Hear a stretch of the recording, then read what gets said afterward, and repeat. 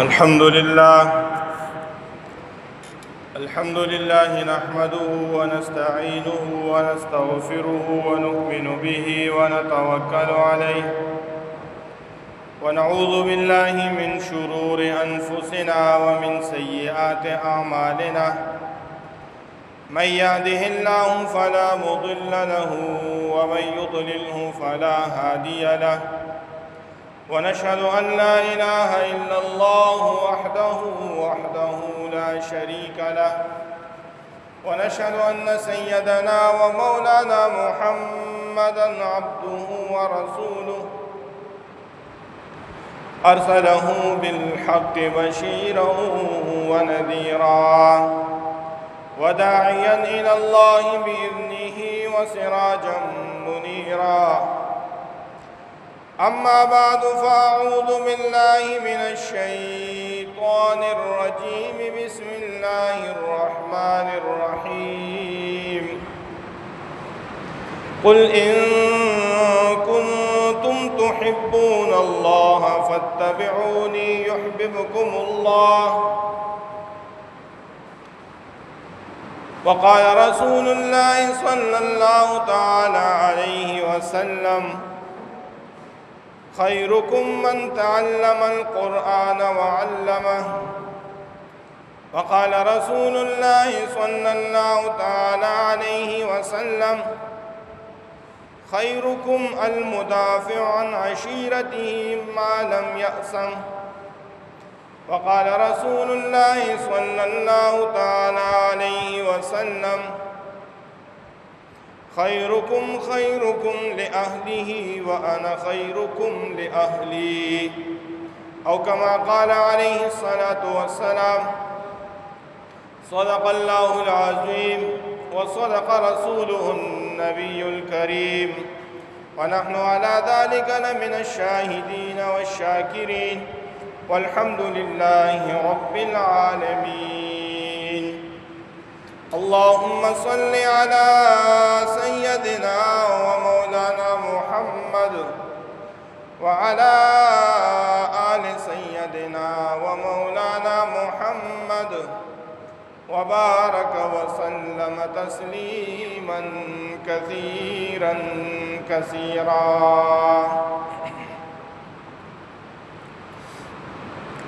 میرے بھائیو دوستو، آج اس معاشرے کے اندر ہر انسان اس بات کی کوشش کرتا ہے کہ میں ایک اچھا انسان بن جاؤں۔ ہر بندہ اس فکر کے اندر ہے کہ جب لوگ مجھے یاد کرے تو نیک نامی سے یاد کرے، جب کسی جگہ میرا تذکرہ ہو تو لوگ بڑے اچھے الفاظ کے اندر میرا تذکرہ کریں، میں ایک اچھا انسان بنوں۔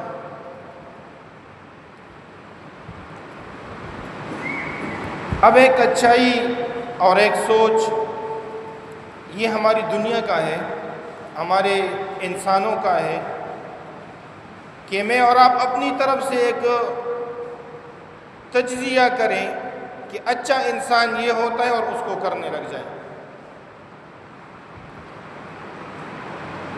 اور ایک فیصلہ خود اللہ رب العزت کا ہے، ایک فیصلہ رسول اللہ صلی اللہ علیہ وسلم کا ہے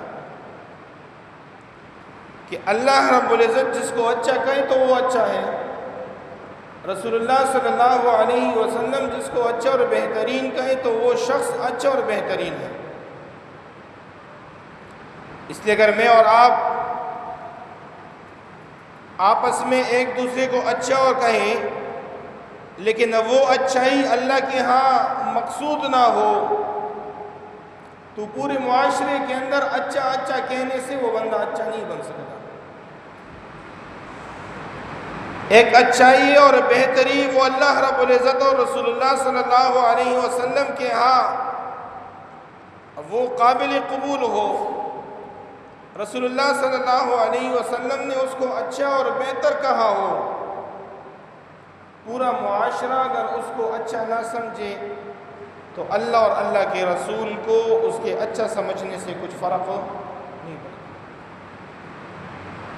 اس لیے بار بار مختلف موقعوں پہ رسول اللہ صلی اللہ علیہ وسلم نے کچھ لوگوں کے بارے میں تذکرہ کیا ہے کہ اچھا اور بہترین کون ہے۔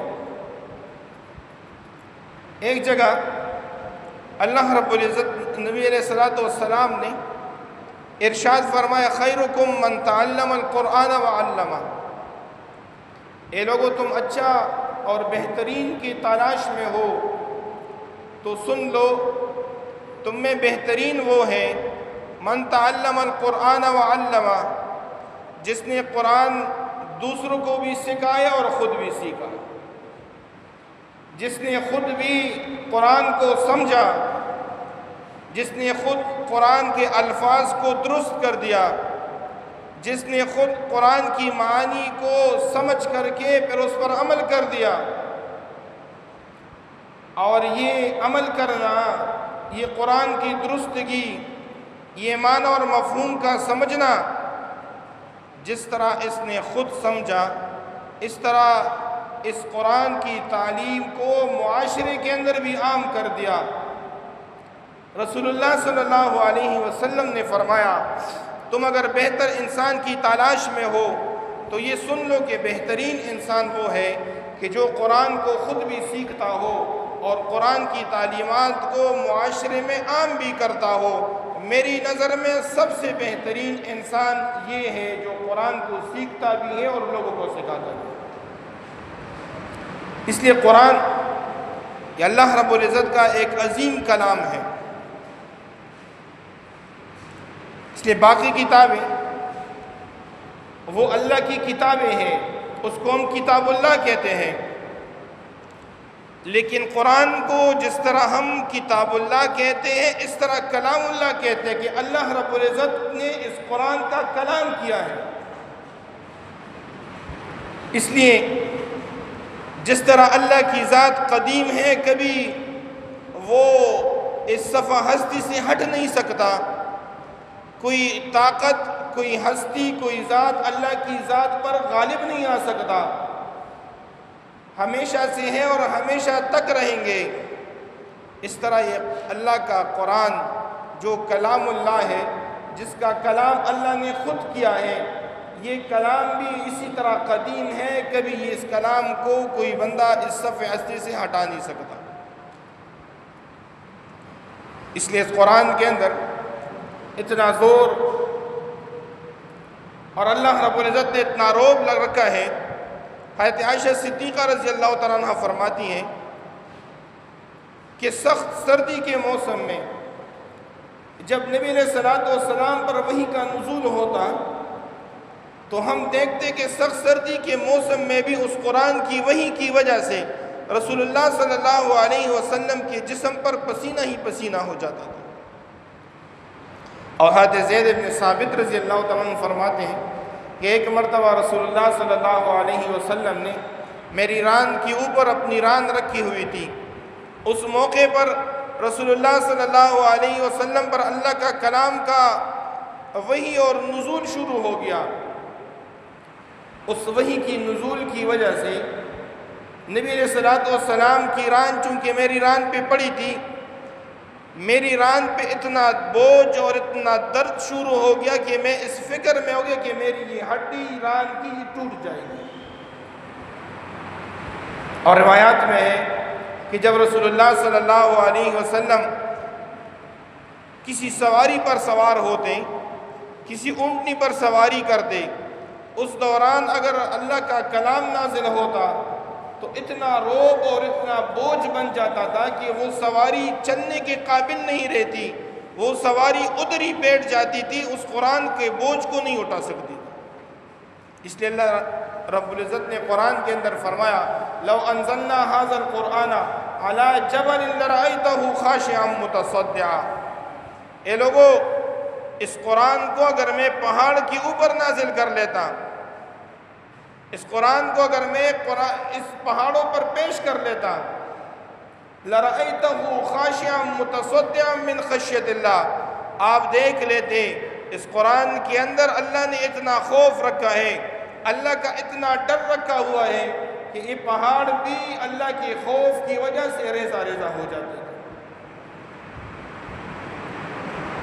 اس لیے میرے بھائیو اور دوستو، اللہ رب العزت کا قرآن، اس کا سیکھنا، اس کا سکھانا، اس کا سمجھنا، ان کے الفاظ کو درست کرنا، اس کی تلاوت کرنا، اس کے تعلیمات کو سیکھنا، یہ رسول اللہ صلی اللہ علیہ وسلم نے فرمایا جو بندہ یہ کام کرتا ہو وہ سب سے بہترین بندہ ہے۔ اور اللہ رب العزت نے اس کے اندر ایسے ایسے کمالات رکھے ہیں کہ ایک ایک آیت کے ساتھ کئی ہزاروں کے ہزاروں فرشتے نازل ہوتے تھے۔ حضرت اسید ابن حضیر رضی اللہ تعالیٰ عنہ وہ ایک رات اپنے گھر کے اندر نماز پڑھ رہے تھے اور اس میں قرآن کی تلاوت کر رہے تھے۔ اب صحابہ تو صحابہ ہیں کہ جنہوں نے رسول اللہ صلی اللہ علیہ وسلم سے براہ راست قرآن سیکھا ہو، اس کی کیا حالت ہوئی۔ اب ہمارے زمانے میں کوئی اچھا سا قاری اگر قرآن پڑھتا ہو تو کتنا مزہ آتا ہے، اور جو بندہ رسول اللہ صلی اللہ علیہ وسلم سے سیکھے اس کا کیا مزہ ہوگا۔ ایک رات قرآن پڑھ رہے تھے، اس قرآن کی تلاوت کی وجہ سے ایک سر کے اندر آ گئے، ایک وجد کے اندر آ گئے۔ اب اس طرح ان کی کا گھوڑا کڑا ہے، اب وہ گھوڑا بھی قرآن سن رہا ہے، اس قرآن کی سننے کی وجہ سے وہ گھوڑا بھی ایک وجد کے اندر آ گیا، اچھلنے لگ گیا۔ لیکن چونکہ حضرت اسید ابن حضیر کے ساتھ ان کا بچہ بھی پڑا تھا، انہوں نے کہا کہ میں ڈر گیا کہ یہ گھوڑا کھول کر کے میرے بچے کو کچھ نقصان نہ پہنچائے۔ میں نے اس کی وجہ سے تلاوت کو مختصر کر دیا، نماز کو مختصر کر دیا، اپنے بچے کو سنبھالا، اور جب نماز سے فارغ ہو کر اب آسمان کی طرف نگاہ ڈالی، اب آسمان پر ایک عجیب قسم کی روشنی اور ایک عجیب قسم کا سما نظر آیا۔ جب صبح ہوئی تو رسول اللہ صلی اللہ علیہ وسلم کے پاس آئے، رسول اللہ صلی اللہ علیہ وسلم کو سارا قصہ سنایا تو نبی علیہ السلام نے فرمایا، اے اسید، یہ اللہ کے فرشتے تھے، یہ اللہ کے فرشتے تمہاری قرآن سننے کے لیے آسمان سے اترے ہوئے تھے، اور اگر تم صبح تک اسی طرح قرآن کی تلاوت کو جاری رکھ دے تو فجر کے وقت جو لوگ نمازوں کے لیے آتے اور اٹھ جاتے وہ خود اپنے آنکھوں سے اس فرشتوں کا نظارہ بھی کر لیتے۔ اس لیے میرے بھائیو دوستو، نبی علیہ السلام نے فرمایا خیرکم من تعلم القرآن وعلمہ۔ اس قرآن کی عظمت اتنی ہے کہ جو بندہ اس قرآن کے ساتھ جڑ جائے گا، نبی علیہ السلام نے فرمایا کہ یہ بندہ بہترین ہو جائے گا، یہ بندہ معاشرے کے اندر سب سے بہتر ہو جائے گا جو قرآن کو سیکھنے میں لگ گیا یا قرآن کو سکھانے میں لگ گیا۔ اور یہی وجہ ہے کہ صحابہ کرام رضی اللہ تعالیٰ عنہ مجمعین نے اس قرآن کو ایسے سینے سے لگایا کہ حضرت عثمان رضی اللہ تعالیٰ عنہ خانہ کعبہ کے سامنے کھڑے ہو کر ایک رکعت کے اندر پوری قرآن کی تلاوت مکمل کر دی، الف لام میم سے شروع کر کے والناس تک پوری قرآن کی تلاوت ایک آیت کے اندر پوری کر لی۔ آج بھی کچھ ایسے اللہ کے بندے ہیں جن کو اللہ نے یہ نعمت دی ہے، وہ پوری رات کے اندر ایک ایک قرآن کا ختم کر لیتے ہیں۔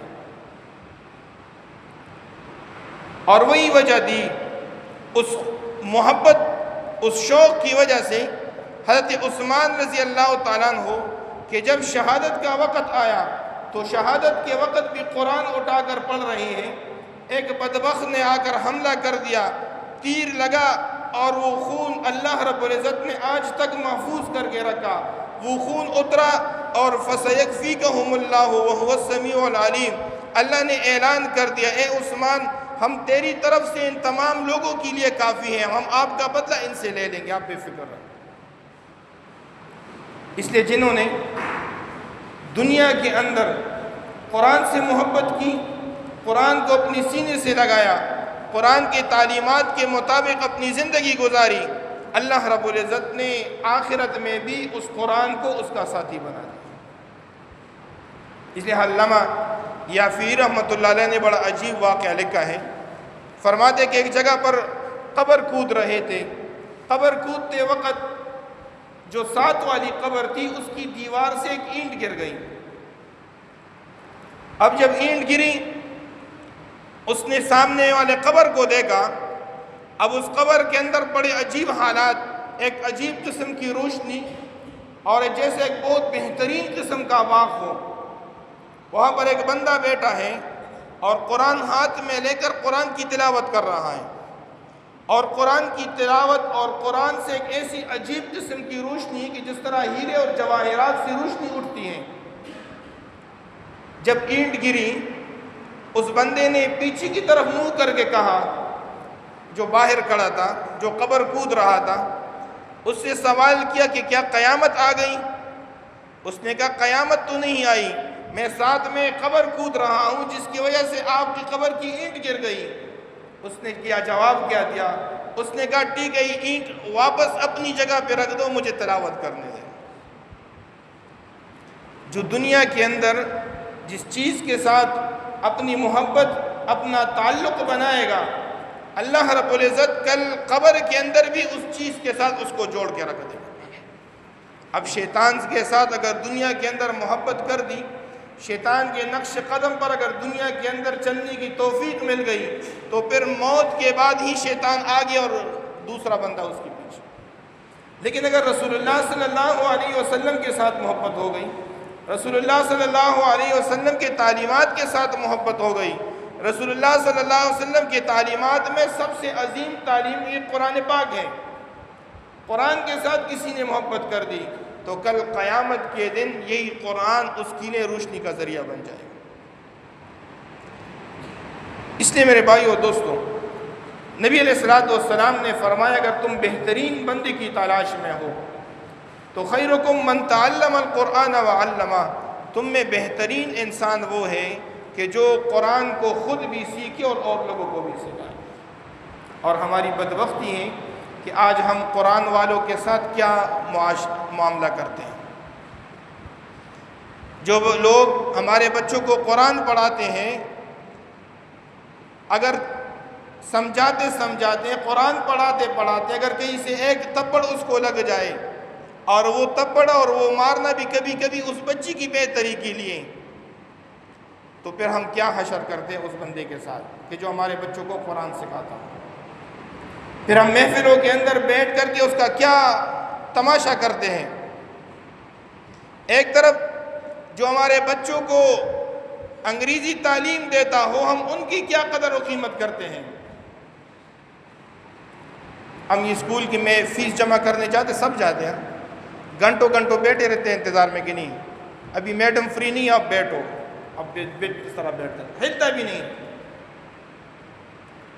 اور کسی مسجد میں آ کر کسی امام کے ساتھ یا کسی قاری کے ساتھ آپ اپنا رویہ خود دیکھ لیں. اور جی مجھے جلدی ہے نا, ایک مسئلہ پوچھنا تھا آپ سے. مسئلہ آپ نے پوچھنا ہے اور جلدی بھی آپ کو ہے, اور امام کو اور قاری کو اپنے کام سے نکالنا ہے آپ نے. اس لیے بہترین انسان رسول اللہ صلی اللہ علیہ وسلم نے فرمایا خیرکم من تعلم القرآن وعلمہ, جو قرآن کو سیکھے اور قرآن کو سکھائے. اس لیے جو بہترین ہو اس کو پھر وہ مقام اور مرتبہ دینا بھی ہر انسان کی ذمہ داری بنتی ہے. دوسرے نمبر پر رسول اللہ صلی اللہ علیہ وسلم نے فرمایا کہ بہترین انسان کون ہے. نبی علیہ الصلوۃ والسلام نے فرمایا خیارکم احسنکم اخلاقا, تم میں بہترین انسان, تم میں قدر و قیمت والا اور مقام اور مرتبے والا انسان احسنکم اخلاقا, تم میں بہترین اخلاق والا ہے. جس کے اخلاق سب سے بہترین ہوں گے, رسول اللہ صلی اللہ علیہ وسلم نے فرمایا یہ بندہ سب سے بہترین ہے. اور رسول اللہ صلی اللہ علیہ وسلم نے یہ ہمیں کر کے دکھلایا ہے. ایک ہے بتانا, جس طرح میں اور آپ کہتے ہیں, ہم بتاتے رہتے ہیں ایمان کے بارے میں, اسلام کے بارے میں, اس کی نام و نشان ہم میں موجود نہیں ہے. ایک ہے کر کے دکھانا. رسول اللہ صلی اللہ علیہ وسلم نے یہ اخلاق کر کے دکھائے ہیں. صحابہ فرماتے ہیں ایک اعرابی آیا اور نبی علیہ الصلوۃ والسلام کے گردن پر ایک چادر رکھی ہوئی تھی. اس اعرابی نے اس چادر کو اتنی تیزی سے کھینچا کہ رسول اللہ صلی اللہ علیہ وسلم کے گردن پر اس چادر کے کھینچنے کی وجہ سے نشان پڑ گئے، لیکن نبی علیہ الصلوۃ والسلام نے اس کی طرف منہ کر کے اس کو ڈانٹا نہیں۔ نبی علیہ الصلوۃ والسلام نے بڑے پیار اور محبت سے کہا، ہاں آپ کیا کہتے اپنی بات کر۔ نبی علیہ الصلوۃ والسلام کے پاس کچھ لوگ آئے اور نبی علیہ الصلوۃ والسلام کو کرتے کرتے کرتے ایک جھاڑی کے قریب لے کر گئے اور وہاں پر کہا کہ ہماری کچھ امداد کر لے۔ نبی علیہ الصلوۃ والسلام نے فرمایا، اس کو ڈانٹا نہیں کہ وہاں سے لا کر مجھے ادھر لانے کی کیا ضرورت تھی، تمہیں کوئی بات کرنی تھی تو ادھر ہی کر لیتے، لیکن نبی علیہ الصلوۃ والسلام نے ان کو ڈانٹا نہیں۔ نبی علیہ الصلوۃ والسلام نے فرمایا، آپ اس وقت میرے ہاتھ کے اندر کچھ موجود نہیں، اگر میرے پاس کچھ ہوتا میں ضرور آپ کو دے دیتا۔ اس لیے جو اخلاق میں سب سے اچھا ہوگا وہ رسول اللہ صلی اللہ علیہ وسلم کی نظر کے اندر سب سے اچھا ہوگا۔ جن کے اخلاق گرے ہوں گے وہ رسول اللہ کی نظر میں بھی گرا ہوگا۔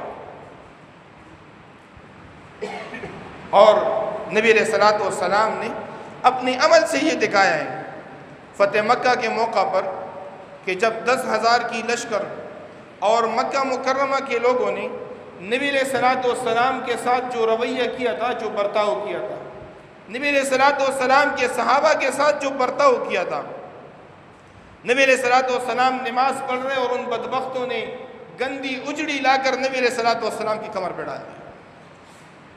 نبی علیہ الصلوۃ والسلام کہیں لا الہ الا اللہ کی دعوت دیتے، وہ لوگ مٹی اٹھا کر نبی علیہ الصلوۃ والسلام کے چہرے پر ڈال دیتے تھے۔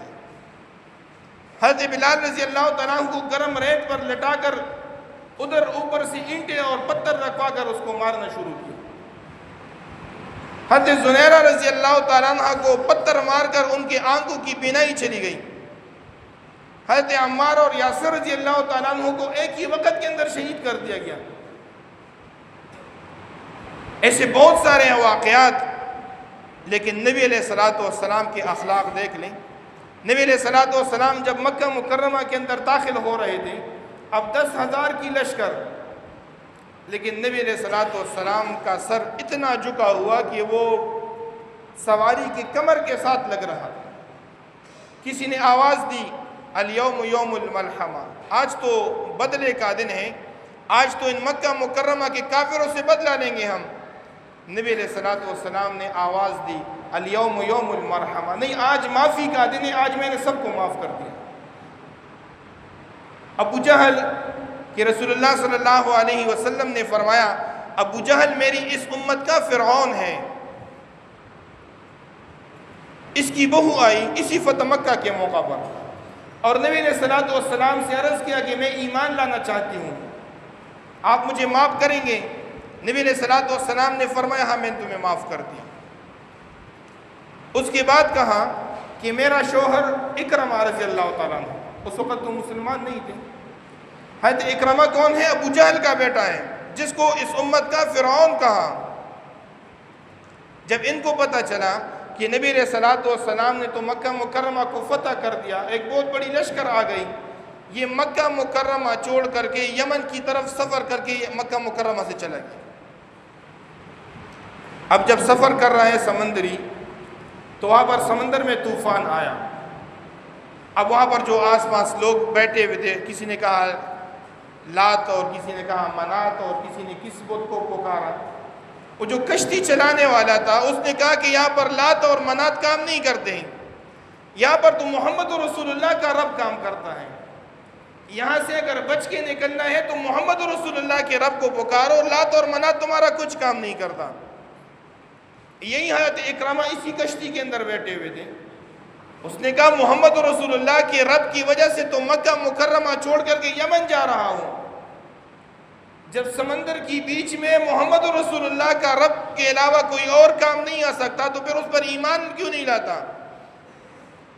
کرتے کرتے وہ سفر بیچ ہی سے واپس ہو گئے، کنارے پر پہنچے، کنارے پر ان کی بیوی بھی آئی ام حکیم رضی اللہ تعالیٰ عنہ، اور اس نے حضرت اکرمہ کو کہہ دیا کہ میں نے رسول اللہ صلی اللہ علیہ وسلم سے آپ کے لیے اجازت مانگا ہے، نبی علیہ الصلوۃ والسلام آپ کو معاف کرنے کے لیے تیار ہے، حضرت اکرمہ آئے اور نبی علیہ الصلوۃ والسلام بیٹھے ہوئے تھے. جب حضرت اکرمہ کو دور سے دیکھا، ابھی تک کلمہ نہیں پڑھا، لیکن نبی علیہ الصلوۃ والسلام کی اخلاق دیکھ لیں کہ نبی علیہ الصلوۃ والسلام اپنی جگہ سے اٹھ کر ان کو مرحبا کہا اور گلے لگا دیا. آج اگر ایک بھائی دوسرے بھائی سے ناراض ہو جائیں، اور میں اور آپ مسلمان بھی ہیں، ہم کرتے اس طرح. آج اگر ایک پڑوسی دوسری پڑوسی سے کسی بات پہ ناراض ہو جائے اور میں اور آپ کو مسلمان بھی کہتے ہیں، کیا میں اور آپ اس طرح کرنے کے لیے تیار ہیں؟ اس لیے ایک بہتری میرے اور آپ کی نظر میں ہے، ایک بہتری رسول اللہ صلی اللہ علیہ وسلم کی نظر میں ہے. رسول اللہ صلی اللہ علیہ وسلم کی نظر میں بہتری ہے خیارکم احسنکم اخلاقا. تم میں بہترین انسان وہ ہے جن کے اخلاق جتنے درجہ اچھے ہوں گے. اور بھی بہت سارے احادیث ہیں کہ جس میں رسول اللہ صلی اللہ علیہ وسلم نے فرمایا ہے کہ کون کون اچھا ہے، کون کون بہتر ہو سکتا ہے. اس پہ انشاءاللہ آئندہ جمعے میں بات کریں گے. لیکن دو احادیث میں نے آپ حضرات کے سامنے بیان کی. ایک، نبی علیہ الصلوۃ والسلام نے فرمایا خیرکم من تعلم القرآن وعلم. تم میں بہترین وہ ہے کہ جو قرآن کو سیکھے اور لوگوں کو سکھائے. دوسری حدیث رسول اللہ صلی اللہ علیہ وسلم نے جس کو بہتر کہا ہے خیارکم احسنکم اخلاقا. تمام میں سے جس کے اخلاق اچھے ہوں گے وہ اتنا ہی اللہ اور اللہ کے رسول کو قریب ہوگا. اللہ سے دعا ہے یہ دونوں صفات اللہ مجھ میں اور آپ میں پیدا فرمائے، اور اللہ تعالی ہم سب کو ان باتوں پر عمل کی توفیق عطا فرمائے. وآخر دعوانا